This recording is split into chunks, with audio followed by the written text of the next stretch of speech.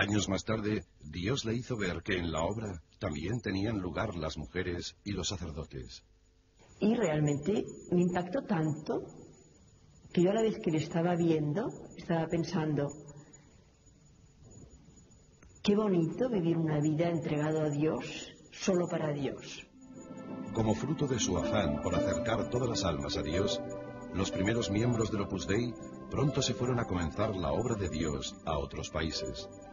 Se marchaban con una maleta, un evangelio y un crucifijo, al estilo de los primeros cristianos. Lo que más me cautivó era su capacidad de querer y enseñarnos a querer incluso a nuestros enemigos, que es la base de la religión católica, pero que él nos enseñaba de una forma práctica. Decir que no tenemos que hablar mal de nadie, que no tenemos que odiar a nadie, que tenemos que querer a todos. Lo que más me llamó la atención de toda su personalidad es su magnanimidad. ¿Qué es magnanimidad? Su grandeza de corazón, su nobleza de alma. Claro, quizás sea conveniente decir qué es la magnanimidad. La gente lo titula. Yo entonces, cuando su magnanimidad me impresionó, yo no sabía ni que existía una virtud que así se llamaba, ni que esa virtud se llamaba de esa manera. Me ocurrió algo parecido a lo que me ocurriría si yo fuese por el campo y me encontrara con una piedra preciosa. Yo la veía, no sabía siquiera que era una piedra preciosa, ni cómo se llamaba, pero me agradaba. Esto, algo parecido, análogo a esto, es lo que me ocurrió con nuestro padre. En la convivencia con él me encontré con esa virtud que no había visto nunca antes, ni he vuelto a vivir tampoco después.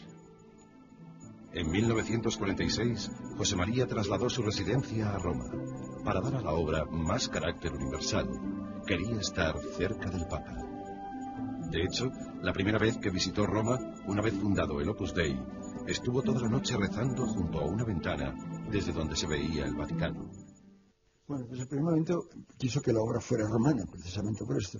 Es importante porque en aquel tiempo, cuando se fundó la obra, y sobre todo en los años 30, pues había muchos quemas de conventos, mucho anticlericalismo, muchos problemas a la Iglesia en España, y él siempre dijo, desde el primer momento, no hemos venido a solucionar problemas de este momento, porque lo que nosotros, el mensaje de la obra es santificar el trabajo ordinario, y mientras haya hombres sobre la tierra habrá trabajo, y en todas partes del mundo. O sea, no se trata de solucionar problemas o por una situación especial que pasaba en toda España, y además hemos nacido, en la obra ha nacido siempre con entraña universal, y la forma de vivir la universalidad, la catolicidad, es Roma. Entonces quería que fuéramos muy romanos, muy romanos, no porque pudiéramos estar en Roma, sino que tuviéramos este pensamiento en el Papa y en Roma. Ayudemos a la Iglesia, sirvemos a la Iglesia, amemos a todos, y así andarán las cosas bien. ¿Y cómo andarán las cosas bien? ¿Y cómo ayudaremos a la Iglesia? Procurando, estamos en el tema de todos los días, cada uno vencerse a sí mismo. Esta fuerza que tiene la ropa hacia abajo, y no señora, de arriba. Si con la gracia de Dios vencemos, estamos ayudando a los demás. You know, I think at my age, everybody needs a father. Creo que a mi edad todo el mundo necesita un padre. Es bueno saber que hay alguien que te sacará de cualquier aprieto cuando las cosas se complican. Yo estaba muy unida al mío y me afectó mucho su pérdida, pero aprendí mucho del espíritu del Opus Dei sobre filiación divina y del hecho de tener un padre que siempre está ahí.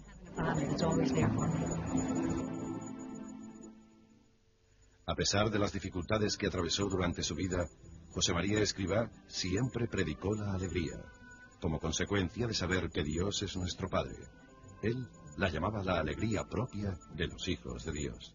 Entusiasmaba en abrirte grandes horizontes de amor de Dios, de darte a los demás, de cambiar el mundo, de hacerlo mejor, pero a la vez te daba un modo sencillo de hacerlo, cuidando de detalles pequeños. Te decía, por ejemplo, pues tienes que amar a Dios, pero ¿cómo? Cumpliendo el pequeño deber de cada instante y estando en lo que haces, ¿no? O darte a los demás, querer a los demás. ¿Pero cómo? Con la sonrisa continua, sonriendo siempre, cuando tienes ganas y cuando no tienes ganas, siempre sonriendo. La alegría que debes tener no es esa que podríamos llamar fisiológica, de animal sano, sino otra sobrenatural, que procede de abandonar todo y abandonarte en los brazos amorosos de nuestro Padre Dios. No hay alegría. Piensa, hay un obstáculo entre Dios y yo. Casi siempre acertarás. Un consejo que os he repetido machaconamente. Estar alegres, siempre alegres. Que estén tristes los que no se consideran hijos de Dios.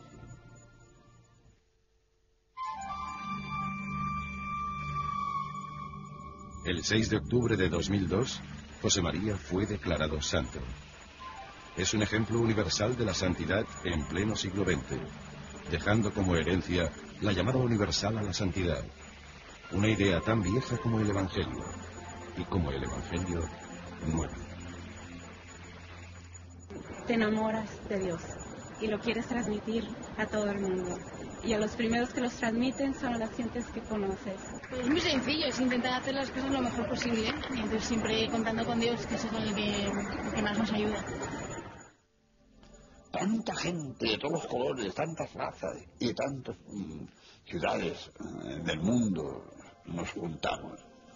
Y tantos aviones que estuvieron aterrizando en los aeropuertos romanos. No tuve más remedio que acordarme por contraste de aquellos años primeros en Madrid, donde nuestro padre iba con zapatos rotos, recorriendo poco más o menos cada día unos 10 kilómetros para visitar a los enfermos que le llamaban y prepararles a bien morir. Y los hombres trabajarán. Es un mandato de Dios. Antes de la caída, nos dice el Génesis que el hombre había sido creado utoperaretum, para que trabajara. Y la obra viene a hacer del trabajo una oración, a santificar el trabajo, a que nos santifiquemos con el trabajo, a que santifiquemos a los demás con el trabajo. Si somos humildes y no nos salimos de nuestro fin, y somos contemplativos en la calle y en la plaza, y en el taller y en la universidad y en el campo y en el hogar doméstico, todo andará bien, no te preocupes. Bueno, efectivamente fui a la canonización con una gran ilusión y con un gran agradecimiento. O sea, porque sí, pues porque me siento que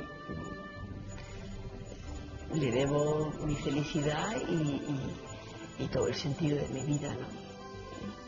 Y la verdad es que disfruté muchísimo ver la plaza de San Pedro llena, ver gente tan distinta, de edades, desde gente tan mayor.